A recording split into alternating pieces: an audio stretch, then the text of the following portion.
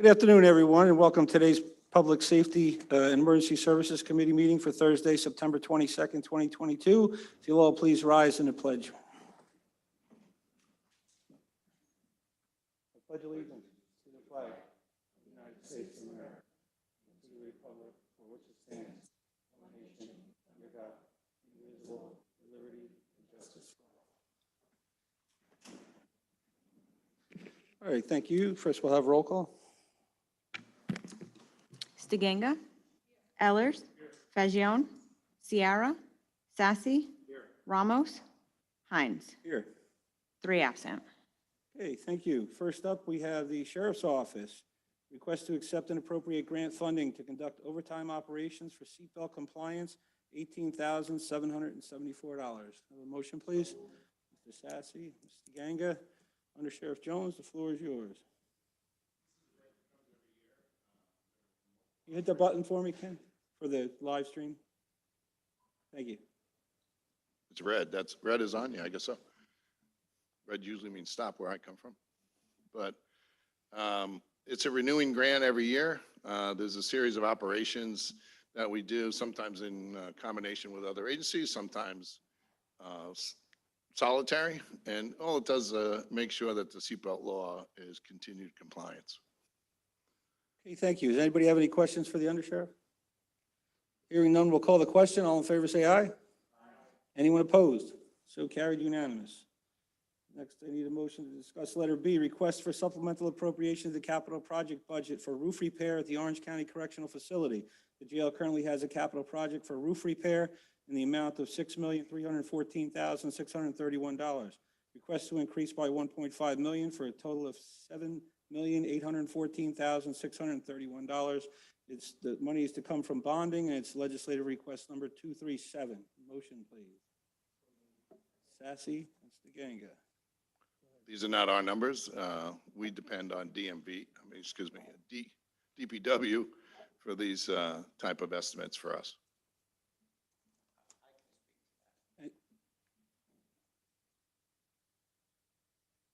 Put on my safety glasses. So this is a Can long. you state your name and position for those? Oh, I'm sorry. I apologize. Scott Rosano.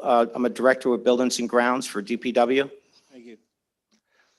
This is a longstanding project here to rehabilitate the Orange County Jail roof. We had, there's $6.3 million in there. We put it out to bid. We have a bid of 6.9 and change, 7 million. That did not include security for the project. You know, as you can imagine, this is a high security facility, and the sheriffs have to oversee. At every step of the way, they have to be there. So it's approximately a 4-month project. So about 80 working days, and that's an assumption. Of course, with weather and different things, it could go longer, shorter. But so there's extra money needed for the cost for security for the project. And we found out during the bid walkthrough that we have razor wire that has to be removed and reinstalled in order to accomplish this. And there was a charge in there. So altogether, they needed another 1.5. So, and just so you know, it has an EPDM rubber roof on the building. It's about 400,000 square feet of roof on that facility. It's massive. That roof has a life expectancy of 20 years. We're 23 years old, right? It's outlived its useful life. It's at a point, though, where it will be warranted. This is a liquids coating. They clean it, prime it, prep it. It's a 2-coat polyurethane coating. It's proven. It has a 30-year warranty. At the end of 30 years, you can do a 1-coat system that's about 1/3 of the price and get another 30 years. They advertise this as the last roof you'll ever put on. The other option would be to remove and replace we'd be looking at probably 15 to 17 million. Far more invasive, twice the time. We wouldn't even be able to do it in one season because it's so large. So this is less than half the price, a lot less invasive. This is the quickest, cleanest, and even if we went with a brand new EPDM roof, that comes with another 20-year warranty.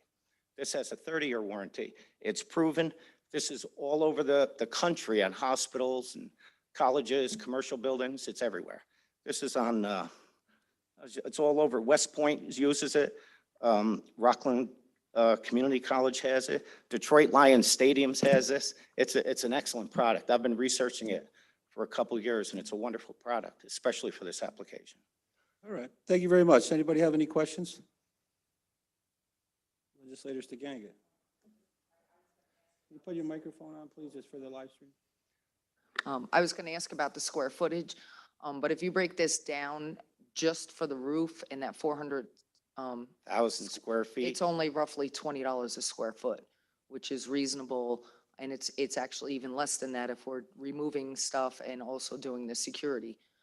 So I guess my other second question is, are we going to be using our deputies and corrections for the security itself? Are they going to be, is it going to be like a back bill or a different type? Are you going to pull some guys?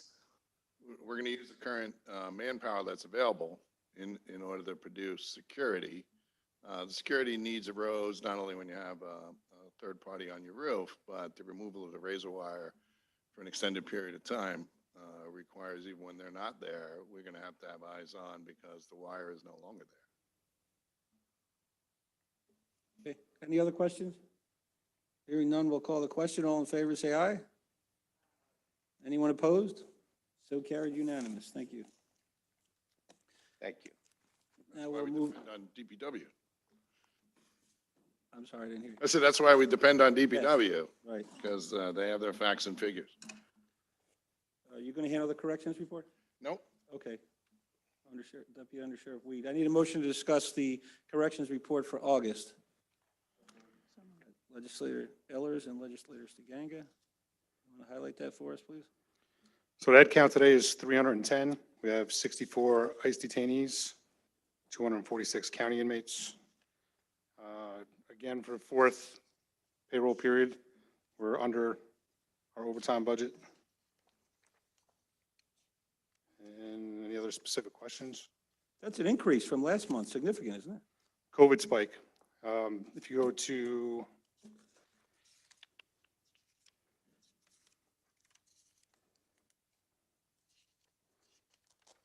we had an extensive amount of staff that went out for a 10-day protocol for COVID during the month.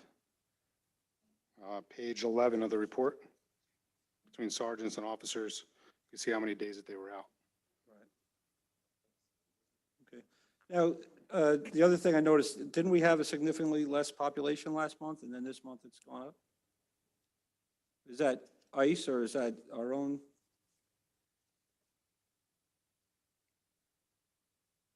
It's combination between the two. You said today's population was how many? 310, 310, yeah, I think 246 county. it was like 260 last month. Yeah, I just looked at it. It was 265. 281. But those are our own Yeah. county. people, not? Okay. Anybody have any questions for the Deputy Undersheriff?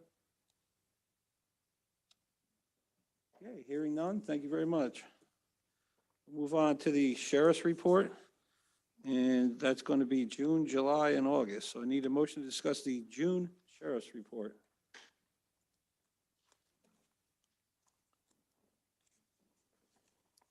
Motion?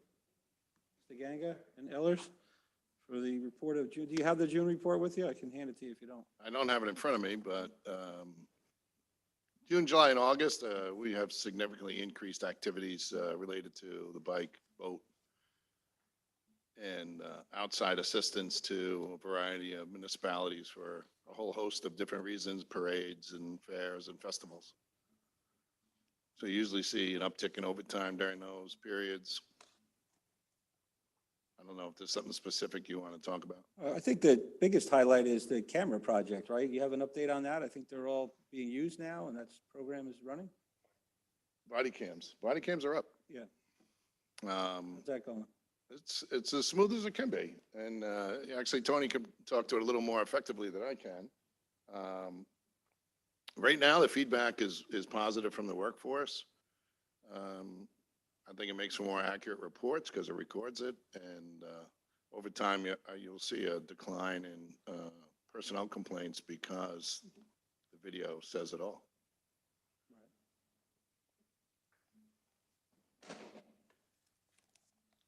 I know we were originally concerned about the management of it. You were going to have someone take control of that within the command staff and manage all that. Is that going smooth? We don't have that position. I know that, but somebody's doing it now, I assume. Two people are doing it now in addition to other stuff, but, just rolled out now. So you're just beginning to get hit with the paperwork that'll be associated with arrests and prosecutions. As that builds, those two people are not going to be able to do that in their other jobs. They're going to have to redefine what position does what. And this is a pretty burdensome project, not only to get it out, but to maintain it. And to ask the agency to do it with what you have, I think is a little unreasonable given the magnitude of it. So what are the rank of the two people doing it now? Sergeants and a deputy, sergeant and a One deputy. sergeant and one deputy? And did you request that in your next year's budget? We haven't seen your budget yet. We requested a lieutenant That's what I'm saying. oversee it. Is that in the county Because executive of that, and I'll budget? tell you why. So they say, why can't a deputy do it? Well, because a lot of the stuff that goes back and forth to the court is confidential in nature, evidentiary in nature, and it's not appropriate to have a deputy. You should have a supervisor, and you should have a commission officer that interacts with the upper echelon of the district attorney's office when they're seeking information of that particular nature. So in your 2023 budget, does that position exist or no? We requested it. I haven't seen the recommended budget from the county executive yet. Okay. That was my question. I'm just hoping that they approve it. Otherwise, it's something that we're going to have to take up. Anybody have any questions on June, July, or August the sheriff's report? We can do them all at once since you have it all in front of you. Mr. Benton. Hold your microphone for me. Thank you. It's been reported to me that you've stopped processing pistol permits. Can that possibly be true? That is true. We suspended the taking of fingerprints for the last 2 weeks of August, or the last week of August or so. We're reopening October 1st. And if you didn't know, new law passed controlling all of that, and they also changed the paperwork. So first and foremost, we had to redesign our paperwork. We had some forms that we utilized, and now that information is on the state form, which is now 4 pages. It used to be 2 pages. And so we basically had to redesign that. We had to reintroduce it into our software systems so that when we take the fingerprints in a photograph, that information will transpose onto the new forms. And the only way to do that was suspended. And we wanted a line of demarcation. So all the permits that were in-house by August 31st are prior to the implementation of the law and will be treated by the licensing authority, which is the 3 county court judges, under the old rules. So October 1st, we'll introduce the new paperwork, and it'll be a nice, clear line of demarcation for the licensing authorities so that they know this is a new permit. So all the people who had their license, their fingerprint appointment suspended, we'll get it done in October. We've scheduled extra days. They're being contacted now and given their choice of appointments so that they can catch back up in October. Okay. So for all the pending applications, did you have to have everybody change their paperwork, or did you have to change the paperwork for everybody? Everyone that was in by August 31st, no changes required. That's why, we cut it off on August 28th because there was no chance that if you get fingerprinted on the 28th, you're going to be able to get your stuff in by the 31st. Right. And so that's when we suspended. And then everyone that was in by August 31st is the old rules. We're still good. And then come October 1st, everyone will start getting printed, all the new rules, the 16-hour class, et cetera. We also have dissolved our recommended list because commercial operations from all over are stepping forward saying they want to do the 16-hour training, et cetera. DCJS gave a frequently asked question sheet. They also gave an outline, but they did not do a syllabus. That's kind of odd for them because they do a syllabus in order for a police officer to ride an ATV. But here on this brand new gun law, DCGS has not yet produced a syllabus. So we're not interested in looking at hundreds of syllabuses and determine the validity of the training, and we have no way to do background. So the licensing authorities have to grapple with that, and they're going to determine on their own. We'll have a class. Our class will commence the second week in October, and that's about it. There's also a premise license and a premise business license where only the safety class is still required. You don't have to take the 16-hour class. Although, just a quick check of the people that were pending, 95% of them want carry concealed. And so I know you have a gun permit from the old school that would say unrestricted here in this county. So there'll be a migration over to carry concealed and away from that terminology. Thank you, sir. Any other questions for the undersheriff? All right, hearing none, thank you very much. Thank you. Now we'll move on to number 2, Commissioner Casey. Letter A, request to accept and appropriate funds from the statewide interoperable communications grant program.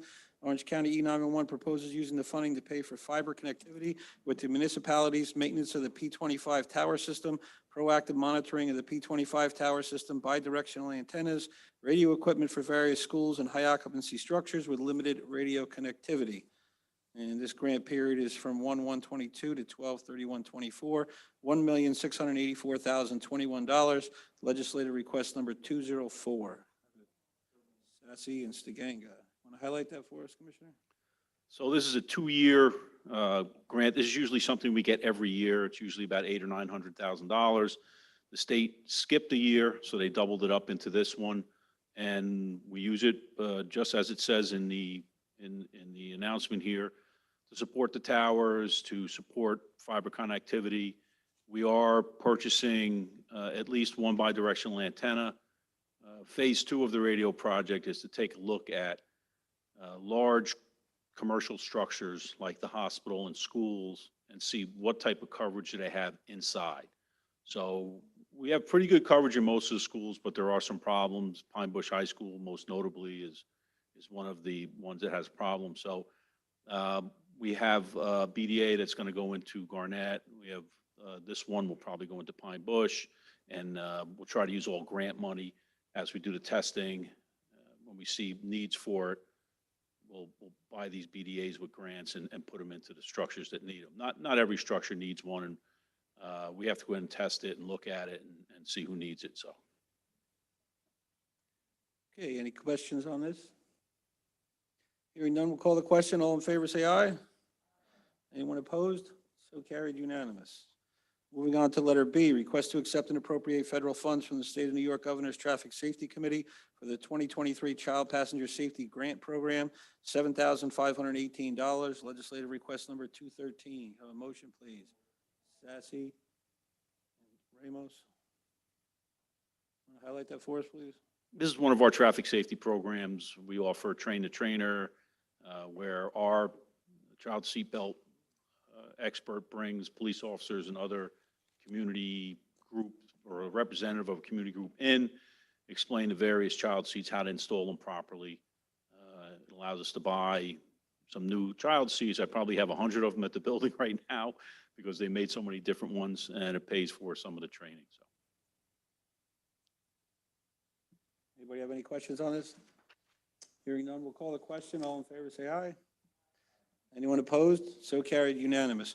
Can you just lay out for the committee, I understand you had some retirements in your department, what the order is now?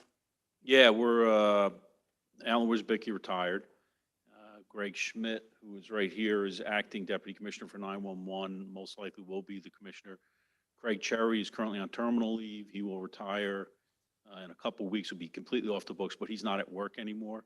So, yeah, it's been the last month or so. It's kind of tough. Nobody, it's been me and Greg, and Vinny's been around. So, but yeah, we're I always when I took the position over, I saw it as a transitional position from Walt had created, and then try to bring. I knew we had some deputies that were going to be leaving. They were getting up there in age, so get some new young deputies in, and then hopefully hand it off to the next commissioner at some point and, move on down the road, so.